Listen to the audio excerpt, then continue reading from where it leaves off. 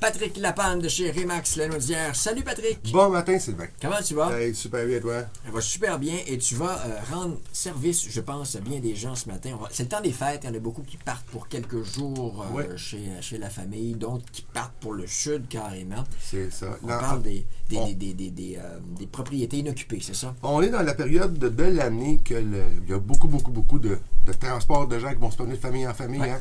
Et je vais faire un autre aparté avec l'assurance ce matin habitation. C'est vraiment très important. Il y a des spécifications bien différentes d'une compagnie à l'autre. Et si vous quittez votre propriété pour une période de 4 à 7 jours, vous avez l'obligation, selon vos contrats, ce que vous avez, d'en aviser votre assureur et de lui fournir une personne ressource et son numéro de téléphone.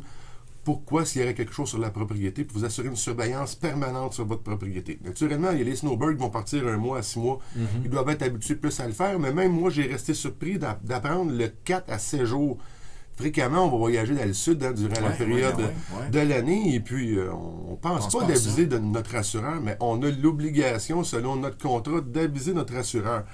Et de lui fournir naturellement le nom et le téléphone d'une personne ressource qui va venir faire une surveillance. Là, et on parle ici, pas une surveillance d'une fois aux semaines, c'est pratiquement aux 3 à 4 jours, là, une vérification sur la propriété. Donc aussi, à l'intérieur de cette démarche-là, vous pouvez contacter votre assureur, votre courtier d'assurance, si vous en avez un, votre compagnie directement, avec un courriel. Vous avez un écrit comme quoi vous donnez les coordonnées. Et si votre entreprise, votre compagnie d'assurance, eux, ont des spécifications à vous donner, fermeture d'eau, ces choses-là, la vérification de la propriété, tout dépendant, selon ce qui ont votre temps que vous quittez, ben, ils vont vous le mentionner. C'est vraiment important de s'en assurer. Même moi, j'en étais surpris, donc je vais prendre la bonne habitude de le faire là, il y a quand je vais plusieurs quitter. choses, évidemment, à prévoir.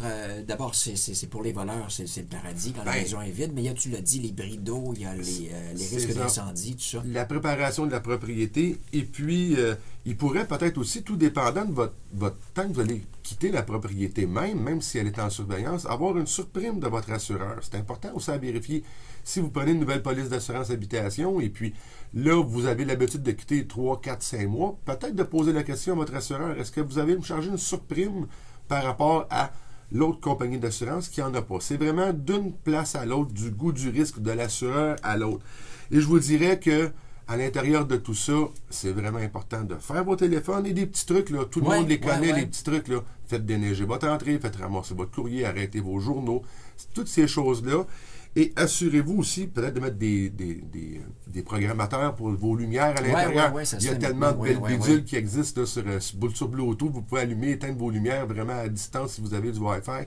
Il y a plein de belles petits outils qui vont protéger votre propriété, votre investissement. C'est aussi simple que ça, mais n'oubliez pas, quand vous quittez votre propriété de plus de 4 à 7 jours, ben donc, vous avez une obligation selon votre contrat d'assureur. Puis, je vais faire un parallèle. Moi, je fais du camping durant l'été. Puis parfois, ça arrive que je vais être parti pas vraiment loin, mais pendant plus qu'une semaine, ben là, ça vient de m'allumer une cloche. Je vais dire, Pat, il va falloir que tu appelles ton assureur pour lui dire, cette semaine-là, je ne suis pas disponible, mais j'ai telle personne qui va s'occuper de ma propriété. Génial, génial. Et oui.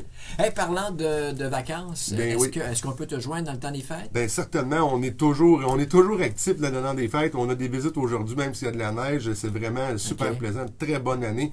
Je vais en profiter aussi pour remercier là, toute la clientèle qui m'ont suivi même. J'ai des commentaires par rapport à la radio. C'est vraiment fort, bien. Hein? Oui, on a travaillé fort. Et puis, oui, c'est une très bonne année. Super bon client avec ça. En plus de ça, des belles transactions. On en a eu des plus spéciales que d'autres. On a passé au travers. On a vraiment appuyé nos clients dans toutes les transactions. Je vais vraiment vous souhaiter un super joyeux temps des fêtes. Une très bonne année. Un bon début 2018 et tous vos projets qui se réalisent. Je te souhaite la même chose à toi, personnellement, à toute l'équipe également de chez Remax. Et à toute l'équipe, naturellement, du M1035, avec un plaisir de travailler ensemble. De retour en janvier, ce sera le 9 à mardi. Le 9 janvier, oui, effectivement. On repart l'année en grand. Et si on veut te joindre ou encore consulter tes chroniques? Bien, facilement, vous ne vous gênez pas au 450-499-5544. Vous pouvez me rejoindre sur mon Facebook pour y aller sur ma page directement ou sur lepatricklapalme.com.